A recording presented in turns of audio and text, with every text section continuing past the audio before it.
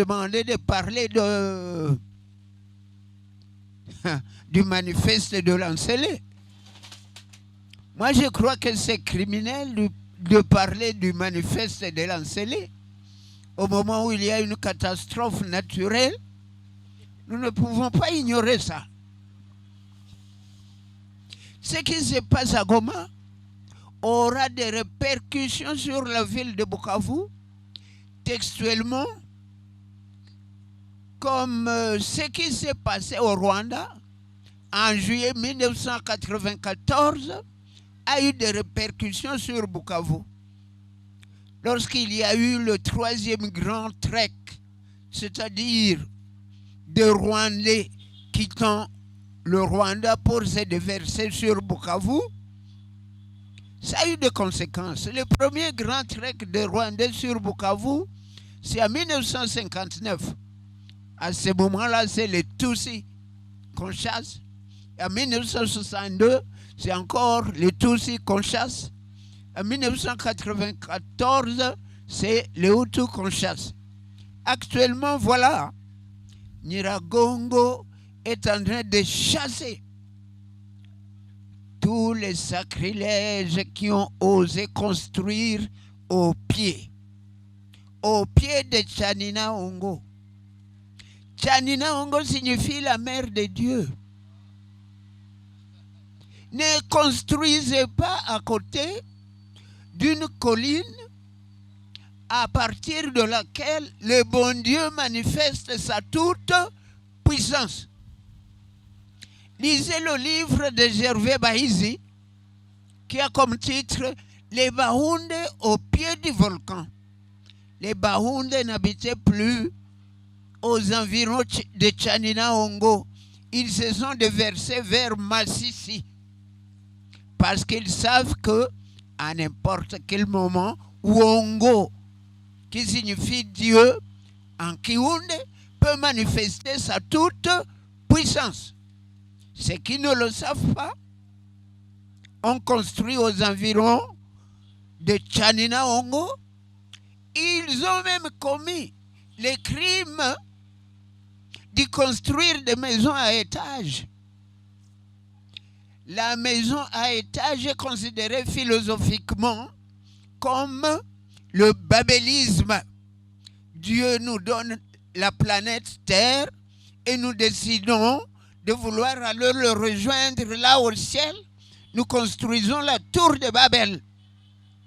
Au moment où nous parlons, on vous dira qu'à Goma, ceux qui sont là, tranquilles, habitent des maisons basses, mais ceux qui habitent des maisons à étage sont angoissés. Je vous conseille de ne pas construire des maisons à étage. Parce que construire une maison à étage, c'est défier le bon Dieu. Contentons-nous de la planète Terre qui nous a donné Jésus Likolo Biso Nanse. C'est ce que Emile Soki avait chanté. Jésus Likolo Biso Nanse. J'espère qu'après cette parenthèse sur le Nyiragongo, l'éruption qui se déroule régulièrement tous les 25 ans, et je vous informe que il y a eu éruption le 17 janvier 1977. Et 25 ans exactement après, le 17 janvier 2002, il y a eu éruption. Il y aura une autre grande éruption. Celle que nous vivons là n'est que l'échauffement. Il faut vous imaginer que c'est Cristiano qui est en train de s'échauffer. Il n'a pas encore commencé à tirer des coups francs. Mais le 17 janvier 2027, si vous avez construit à Goma, Bokolera. Merci. C'est l'introduction. Si vous voulez quelqu'un se mette à slammer. Je présume que vous êtes occupé à viser la mangeoire. D'ailleurs, vous vous demandez, mais quels alizés nous ramène un homme si noir? Ce n'est peut-être pas à vous que mes mots s'adressent. J'intuis qu'un facteur qui a perdu son adresse. Je viens de là, j'ai franchi de mur quelle tendresse. Et puis les futurs m'agressent, mes mots sont sans tendresse. J'en dis rien à l'exact, c'est une simple présomption. Et si je refuse de mener ces actes, c'est par simple précaution, de savoir si nos vies restent intactes à cette ample oppression. D'ailleurs, je refuse de signer ces pactes par le sang de mon peuple sous pression. Si le ciel est couvert, c'est qu'une bourrasque et c'est l'évidence. Et je présume que le tonnerre et la foudre s'apprêtent à la danse. La nature nous façonne des personnes qui se fractionnent et se rationnent. Elle cautionne la haine qui fonctionne et sonne. C'est un trou noir où le plus fort a les pouvoirs à pourvoir. C'est un couloir où l'on n'a plus tort à se mouvoir à son vouloir. C'est une bouilloire où l'on n'a plus assez pour boire. Parce qu'ici, la gloire se donne au prix du pourboire. On se débrouille à bâtir le personnel, mais on se dépouille et la patrie en personnel. D'abord, on essaie d'être solidaire parce que l'union fait la force. Mais désolé, ici on se retrouve solitaire parce que l'union fait la farce. Chez nous, c'est une solidarité des solidarités. Tu l'as croisé au quotidien dans tes routines. Tu lui as passé la main, elle est venue dans tes coutumes. Merci. Bravo, bravo. Dans notre pays, on célèbre rarement l'anniversaire des livres. Je vais vous prouver qu'il est indispensable de célébrer l'anniversaire de certains textes. La fois passée, nous étions assis ici et je vous parlais de femmes célèbres. Eh bien, je vais vous parler de quelques textes célèbres. En 1604, et Manikongo, un roi de l'ancien royaume du Congo, il s'appelle Alvar II, il a envoyé un ambassadeur au Vatican et il lui a confié des instructions que cet ambassadeur-là devait remettre au pape Clément VIII. Ces textes-là existent. L'ambassadeur en question est arrivé à Rome, je crois, le 4 janvier 1608. Le voyage a duré 4 ans. Il est arrivé à Rome le 4 janvier 1608 et il est mort le 6 janvier 1608. Mais il avait remis les textes de son Manikongo au pape Paul V. Parce que le pape Clément VIII était déjà mort entre-temps. Ça, c'est un texte dont nous devons célébrer un anniversaire. Vous ne le connaissez pas. Vous savez pourquoi vous ne le connaissez pas? Eh bien, parce que nous sommes dirigés non pas par des hommes de science, mais par des hommes politiques. Et parce que vous ne savez pas c'est quoi la politique. Quand vous allez à la faculté de sciences politiques, sociales, économiques, ou sciences politiques et administratives à l'IOB, on vous définit la politique et on dit beaucoup de choses que je n'ose pas répéter. Voici ce qu'on appelle politique. La politique est un procédé par lequel des hommes sans prévoyance dirigent des hommes sans mémoire. Vous avez suivi? Des hommes sans prévoyance dirigent des gens sans mémoire.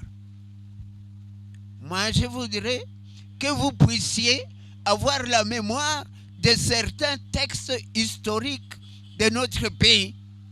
Par exemple, ce texte-là, les instructions du Manikongo Alvar II, que l'ambassadeur nègre au Congo, il s'appelle Antonio Manuel Nevunda, devait remettre au pape Clément VIII. Vous ne savez pas ça. Et vous croyez que nous sommes des hommes de rien du tout, alors que nous avons eu un ambassadeur au Vatican. Et il est mort au Vatican. Et il a été enterré. le plus solennellement possible par le pape Paul V. Et sa tombe se trouve là. Il y a un autre texte célèbre. Ça doit être sans doute la charte coloniale. Qui peut nous donner la date de la charte coloniale? Et n'oubliez pas que si vous ignorez l'histoire de ces pays, eh bien, des hommes sans prévoyance vont vous mener du bout du nez parce que vous êtes des hommes sans mémoire. La charte coloniale, elle date du 18 octobre 1908. Je ne veux pas en parler, mais je l'ai ici. Ici.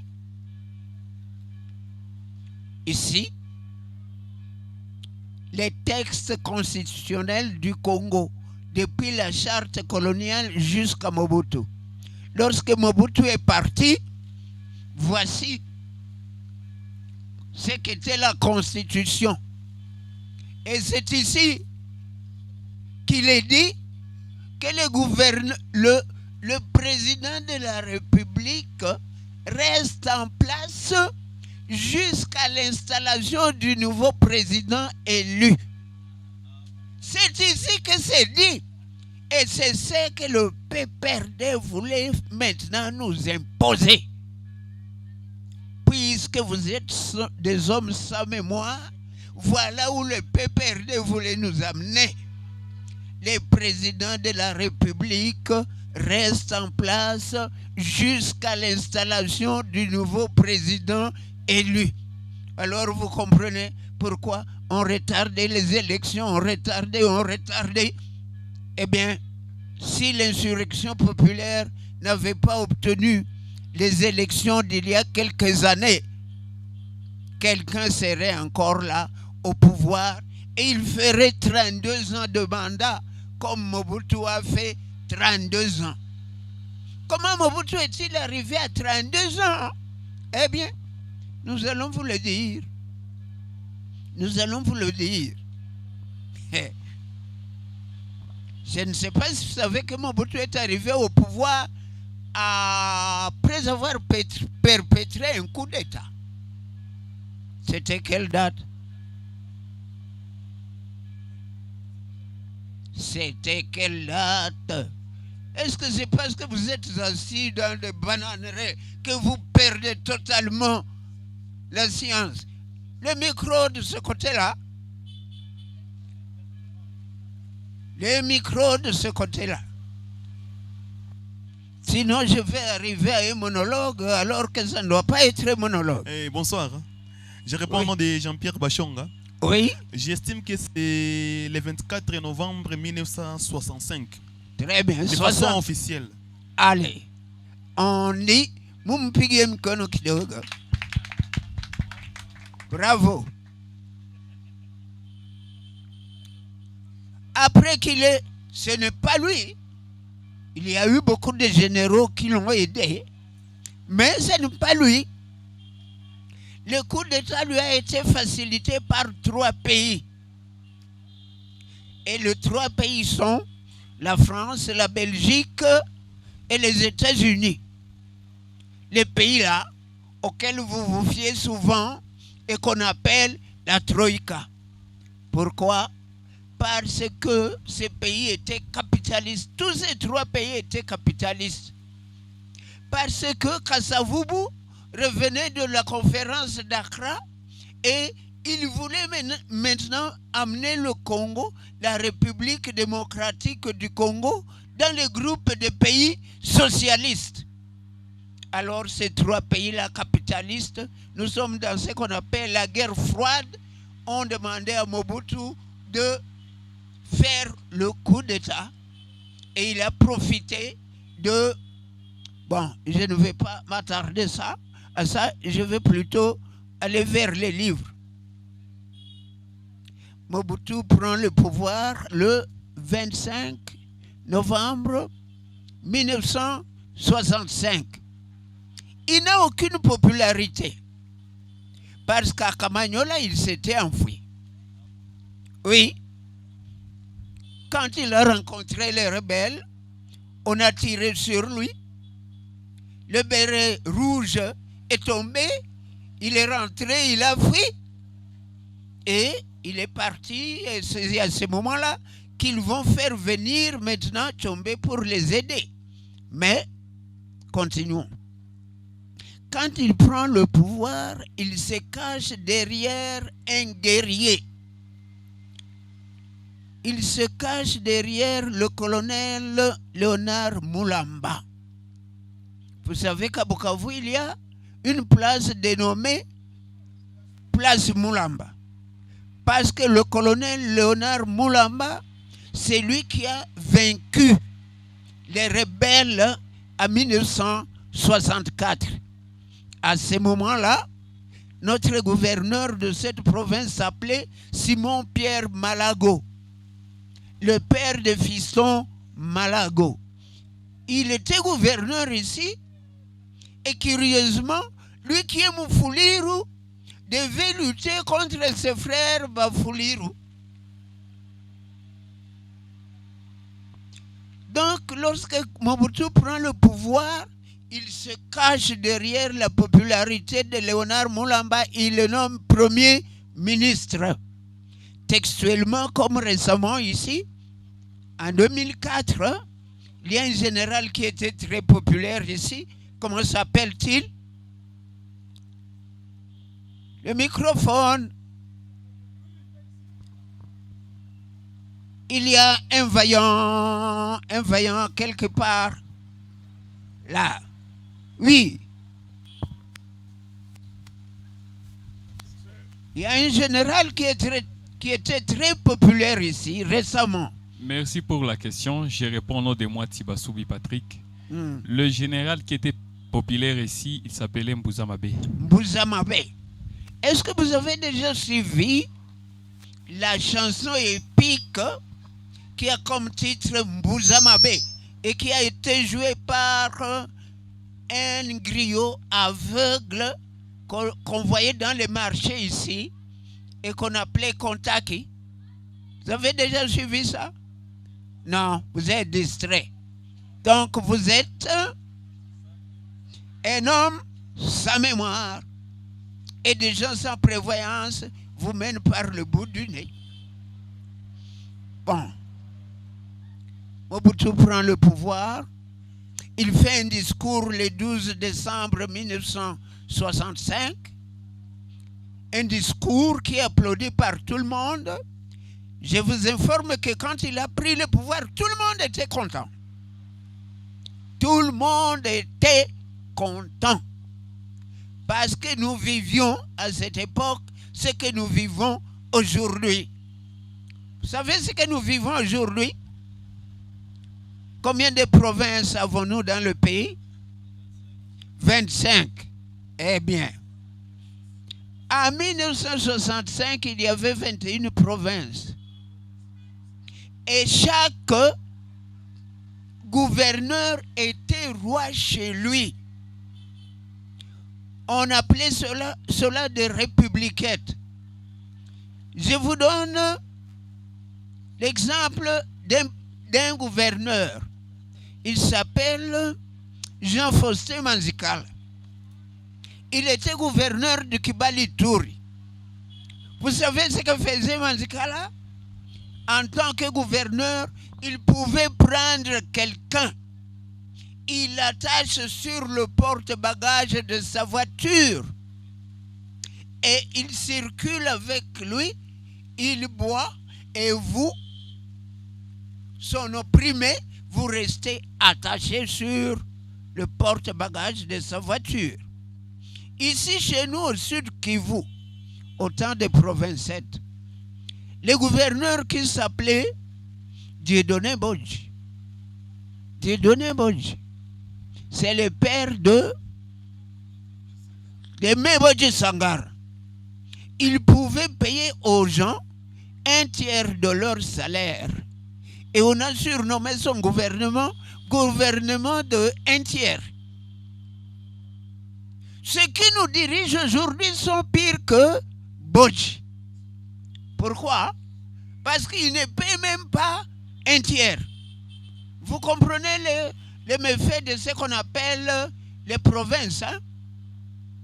Quand il y a beaucoup de provinces, il y a ce qu'on appelle mosaïque de pouvoir. Il n'y a pas unité de commandement. Chacun est maître chez lui et il fait ce qu'il veut. Le coup d'État de Mobutu avait mis fin à cette mosaïque de pouvoir. C'est ce qui va le rendre populaire. Et puis, il va prendre le programme de l'UGEC, Union des étudiants, Union générale des étudiants congolais, et il aura l'appui des intellectuels de cette époque. Et le 30 juin 1966, pour se rendre encore plus populaire, il va proclamer Lumumba héros national. À ce moment-là, il a tout le monde derrière lui. Nous sommes dans ce qu'on appelle la belle époque. Il n'y a plus de guerre. Les gens vivent et c'est la période où on compose de la belle musique. De la belle musique. C'est la période où les Rochereau, les Joseph Kabasele, les Franco, ils vont commencer à briller. Ça s'appelle la belle époque. Aujourd'hui, nous ne vivons pas la belle époque parce qu'il y a la guerre, nous ne pouvons pas jouir, nous sentons que rien ne va à Béni, nous ne sommes pas heureux. Mais dès que Mobutu était arrivé, il n'y avait plus la guerre, les gens pouvaient circuler librement, les slameurs pouvaient slammer et les musiciens composaient tout ce qu'ils pouvaient. J'ai fait jouer une pièce intitulée Les combles du mal, j'ai eu des ennuis. Là, à Inongo. Mais les jours où j'ai quitté Inongo pour aller à Kinshasa, les gens ont cru que c'était pour aller me faire arrêter. Mais non, c'était pour faire mécaniser mon salaire parce qu'à Inongo, on me considérait comme un homme qui se voue à la construction de son pays, un homme qui enseigne. À Bunia, c'était la même chose. Voici un exemple. À Bunia, j'encadrais une équipe de football, le Vijana. Je faisais jouer des pièces de théâtre. Et c'est à cause de ça qu'on m'avait nommé secrétaire académique à l'ISP de Mujima. Parce que sous Mobutu, on suivait chaque homme. Ceux qui méritaient, on les nommait. Ceux qui ne méritaient pas, on ne les nommait pas. Quelqu'un qui s'appelle Gaston Kisanga, ingénieur agronome, il vit à Lemba, dans les camps des mariés, des étudiants mariés. Il se promène sous le soleil de Kinshasa, dans le sable, et quand il arrive chez lui, il trouve un attroupement. Pourquoi? Mobutu venait de le nommer ministre des Transports. Pourquoi? Parce qu'il méritait. Parce qu'il méritait. Sous Mobutu, on surveille. Un tel travaille correctement, on le nomme. Vous êtes chez vous, on vous nomme, vous ne savez même pas pourquoi. Parce que vous travaillez correctement. Et je vais vous lire un autre. C'est celui-là qui va vous intéresser. Parce que vous êtes des jeunes gens. Vous allez comprendre ce qui nous arrive aujourd'hui. La valeur d'un pays se mesure au coefficient intellectuel de sa population. La valeur d'un pays se mesure au coefficient intellectuel de sa population. Je ferme le livre et c'est le sujet principal pour lequel je vous ai fait venir ici. Sous la colonisation, l'enseignement était gratuit de l'école maternelle jusqu'à la thèse. Sous Kasavubu, l'enseignement était gratuit de l'école maternelle jusqu'à la thèse. chaque Congolais, où qu'il se trouvait, que ce soit à Moscou, que ce soit à Tokyo, il était boursier du gouvernement congolais.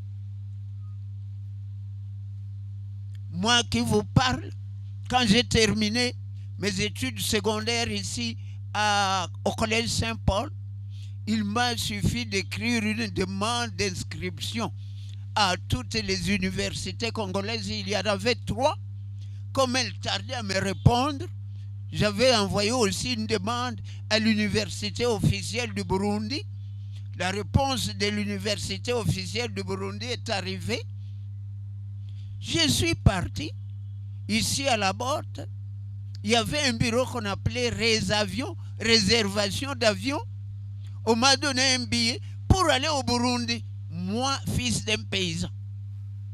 Je me suis embarqué à Kamembe parce que l'aéroport de Kavumu n'existait pas. Et à bord de l'avion où je me suis trouvé, c'était un petit porteur. Il y avait un monsieur et une dame. C'était la première fois que je voyageais par avion. Je n'avais pas le stress et je ne savais pas qu'il pouvait tomber. Eh bien, quand nous atterrissons à Bujumbura, le monsieur qui se trouvait, d'abord quand on était en l'air, le monsieur qui se trouvait là avec sa femme, il me pose la question, jeune homme, où est-ce que vous allez? Je lui dis, je vais à l'université officielle du Burundi. Et puis, c'est fini. Quand nous atterrissons, monsieur descend avec sa femme, il me prend comme ça. Et il dit, ces garçons font partie de ma valise diplomatique. Et il commence à partir avec moi. Pas de formalité. Vous savez c'était qui? L'ambassadeur de notre pays au Burundi, Simon Pierre Chimbalanga. Et quand je suis arrivé, je suis allé chez lui. Vous comprenez? Et de là, quand on a fait le coup d'État au Burundi, que j'ai décidé de quitter le Burundi, en décembre 1966, aux frais de l'État congolais, j'ai pris un avion Air Congo et j'ai débarqué à Kinshasa, où on m'a accueilli à l'université Lovanium, aux frais de l'État. Aujourd'hui, messieurs, aujourd'hui, on prépare la ruine de l'État congolais. J'ai du mal à comprendre comment vous pouvez aimer un État qui ne se préoccupe pas de vous. Nous, quand le Congolais est attaqué, oui, quand l'État congolais est attaqué, lorsque Scram a pris la ville de Bukavu en 1967,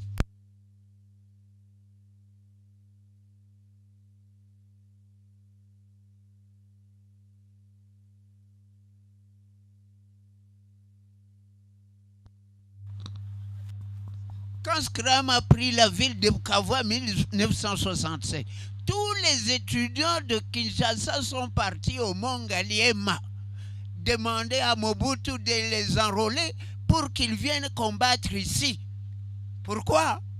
Parce que nous aimions notre pays, nous ne pouvions pas accepter qu'un étranger mercenaire puisse l'agresser.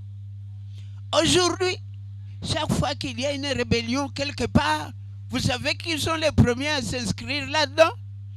Les étudiants. Parce que l'État ne s'occupe pas d'eux. Ce n'est pas joli. L'enseignement est gratuit. Pourquoi l'enseignement devient gratuit sous Mobutu? Parce que il y a une espèce d'association patriotique qui avait préparé l'avènement du MPR qu'on appelle le CVR, Corps de volontaires de la République, qui avait tenu son séminaire et qui avait émis le principe que l'enseignement doit être gratuit à tous les échelons. Vous savez pourquoi l'enseignement n'est plus gratuit aujourd'hui? C'est simple. Jusqu'à 1990, 24 avril 1990, il n'y avait qu'un seul parti au Congo, les MPR. Tous les jeunes gens du Congo appartenaient au parti MPR. Ils étaient embrigadés dans une association qu'on appelle la JMPR. Et le MPR faisait des efforts pour scolariser tous ces jeunes gens. Vous comprenez? En fonction du principe selon lequel la valeur d'un pays se mesure au coefficient intellectuel de sa population. Aujourd'hui, puisqu'il y a beaucoup de partis, aucun parti ne peut scolariser tous ces jeunes. Est-ce que l'AFDC peut scolariser tous ces jeunes gens? Impossible. Avec quel argent? L'UDPS peut-il scolariser tous les jeunes gens affiliés à l'UDPS? Non. S'il commence à le faire, le PPRD va dire vous détournez l'argent. Si le PPRD commence à scolariser aux frais de l'État tous ces jeunes gens, l'UDPS va dire vous détournez l'argent. Vous voyez l'importance d'un parti unique? Eh bien, il peut être dictatorial, mais comme il y a unité de commandement, comme il n'y a que celui qu'on appelle Tata Moko, n'est-ce pas? Mokonzise Moko, eh bien, ces chefs-là décident. Tous seront scolarisés aux frais de l'État. Est-ce que vous pouvez vous imaginer que s'il y a eu un incendie à l'ISP, c'est le résultat de quoi? Du fait qu'il n'y a plus gratuité. Chaque chambre de l'ISP là était une chambre individuelle. Un seul étudiant. Quand vous mettez... Et chaque étudiant, à notre époque, chaque étudiant était nourri par l'État. Nourri 3 fois. Le matin, midi et soir. L'étudiant qui refusait de prendre le repas à son campus, on disait, il est jocoleur. Il va manger dans des restaurants de rien du tout. C'est-à-dire, il va dans un restaurant tenu à Kinshasa par Joël et Colette, chez Jocol. Allez chez Jocol. Il y avait un restaurant à Kinshasa tenu par le couple Joël et Colette. Jocolé, c'était aller manger chez Jocol. Et celui qui mangeait chez Jocol, on l'appelait un jocoleur. Un étudiant qui veut économiser son argent, au lieu de dépenser 7 makuta par jour, il dépense peut-être 3. Le repas de midi, je crois, il coûtait 5. Non, voyons. En tout cas, c'était 7 makuta par jour. Et je vous informe que sous Mobutu, un casier de bière coûtait 7 makuta. Non, 7 makuta. Un Zaïre valait 100 makuta. L'étudiant boursier du gouvernement congolais, donc le moins payé, avait 8 Zaïre. Donc, il pouvait se payer autant de casiers qu'il voulait. Quand nous étions étudiants sous Mobutu, nous descendions à Yolo, au club 53. On trouvait le ministre des Affaires étrangères là, Justin Marie Bomboko, en train de conjuguer le verbe draguer. Et nous aussi, on pouvait draguer et le désarmer, comme on dit, prendre son produit viandé. Parce que même s'il prenait le produit viandé, qu'allait-il lui donner de plus que nous? Si vous donnez un produit viandé, Esaïe, c'est beaucoup d'argent. D'ailleurs, pourquoi Esaïe peut être 20 makuta ou 50 makuta? Sous grâce au manifeste de l'encelé, maintenant ce sont les méfaits, hein? Les méfaits. Sous Mobutu, on chantait Topesa qui s'incarne Mobutu. Non, on ne les lui a pas donné. Lui-même, quand il a pris le pouvoir, il a dit, nous les militaires, nous allons rester au pouvoir pendant 5 ans. Et après 5 ans, nous allons remettre le pouvoir aux civils. 5 ans après, qu'est-ce qu'il a fait? Il s'est porté candidat. Il a été élu. Il a été élu pour combien d'années? 7 ans. Sous Mobutu, le mandat du président était de 7 ans. Donc, élu en 1970, il va rester au pouvoir jusqu'en 1977. En 1977, il se représente encore comme candidat. Il est élu pour un mandat de 7 ans et il devient président jusqu'en 1984. En 1984, les Congolais, les Zaïrois disent il a beaucoup travaillé. Quand il a pris le pouvoir, il n'était que colonel. Maintenant, nous allons le proclamer maréchal. Il a été proclamé maréchal. Et pendant tout ce temps, qu'est-ce que les Congolais étaient devenus? Ils ne faisaient plus qu'adorer Mobutu. Mobutu rentre de Chine et le gouverneur Njoku Eyobaba de Kinshasa lui dit, pour l'inviter à faire un meeting, Njoku Eyobaba, gouverneur de la ville de Kinshasa, il dit, Yaka kosopela banana yo, ozali lokola Salomon, ozali lokola Yesu. C'est comme ça que ça avait commencé. Yaka kosopela banana yo, ozali lokola Salomon, ozali lokola Yesu. Et à partir de ce jour-là, on va chanter tout ce que vous savez là. On va passer dans Topesa ki 5 ans à Mobutu, Tobakisi 7 ans à Mobutu, Bokusu Kisa 100 ans, Tomotombeli 100 ans, qu'il reste président 100 ans.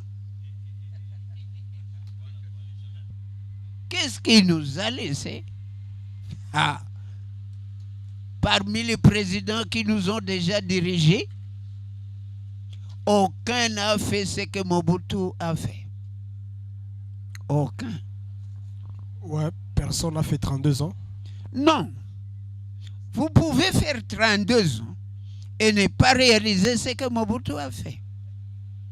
Mobutu est président en 1965. Mais déjà en 1967,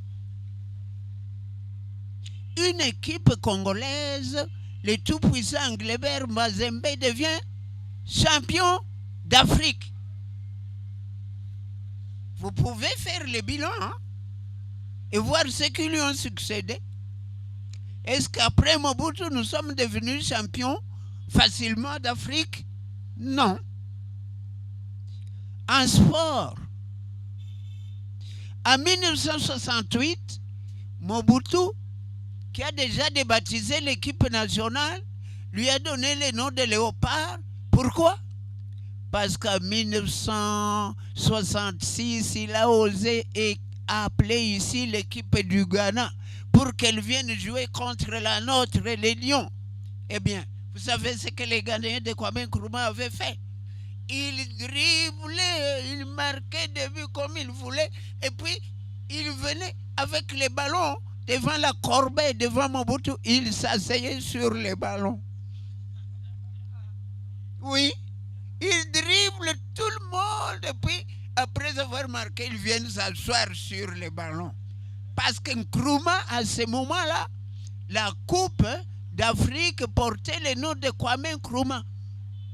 Et les Ghanéens, les Black Stars, devaient chaque fois gagner cette coupe.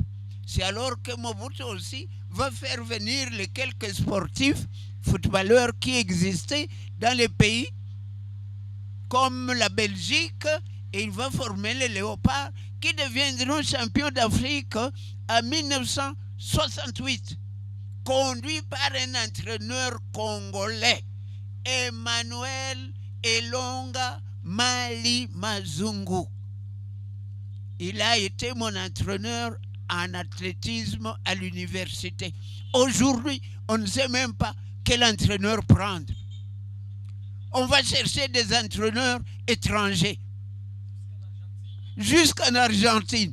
Quelqu'un qui viendra, qui ne saura même pas en quelle langue s'exprimer. Eh bien, nous vous informons que la première fois que nous sommes devenus champions, l'entraîneur était un Congolais. C'est lui qui s'occupait de sport à l'université Lovanium. Il a été mon entraîneur en athlétisme. Je vous informe aussi que lorsque Mazembe est devenu champion pour la première fois en 1967, son président, c'était le recteur de l'université officielle du Congo, le professeur Ngoma, le premier sociologue de ce pays. Aujourd'hui, les équipes sont abandonnées à des semi-lettrés. Les États ne s'en occupent pas. Et je vous informe que quand les équipes devaient jouer la Coupe du Zaïre, c'était aux frais de l'État.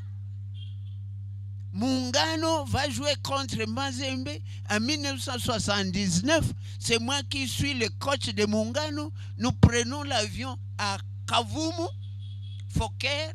Nous arrivons à Goma. Nous prenons un DC-8 et nous arrivons à Lubumbashi aux frais de l'État. Aujourd'hui, que deviennent les équipes orphelines? Et si on s'aimait? Pas comme copain, copine, mais que l'amour dans les rues, on s'aimait. Et si on s'aimait? Comme les points de même ensemble l'on vivait. Toutes les figures l'on formait. Cercle, triangle, oh, mais que dis-je? Paix, joie, liberté, l'on se donnait. Et si on s'aimait? La guerre l'on bannissait, les crimes l'on crucifiait, l'injustice l'on supprimait, la haine l'on haïssait. Et si on écoutait un peu plus notre cœur, un peu moins notre peur, un peu plus notre frère, et si on comprenait la quintessence de ses conseils, si seulement on savait que les amis sont de merveilles. Et si on dansait comme nos aïeux au rythme de nos tambours, écoutant nos troubadours, faisant de mimes mes mots sourds. Et si on chantait, pas comme Dadju, Fally Ipupa, encore moins Rihanna, mais au très haut nos louanges. Et si on adorait comme les anges? Et si on grandissait? À la place des autres, l'on se plaçait. Et si on agissait sur nos cœurs, sur nos pensées, sur nos vies, pour que l'on sache assez ici-bas comment l'on vit, comment l'on survit? Et si on voyait qu'on a le même cœur, vu qu'on a le même sang, qu'on est tous humains, vu qu'on vient du même sein, qu'on a les mêmes yeux, vu qu'on a le même père, qu'on a le même corps, vu qu'on a la même sueur. On a tous une vie, on a tous une mort, personne n'en a deux. Alors, si on ne se met pas, on aurait tort. Merci.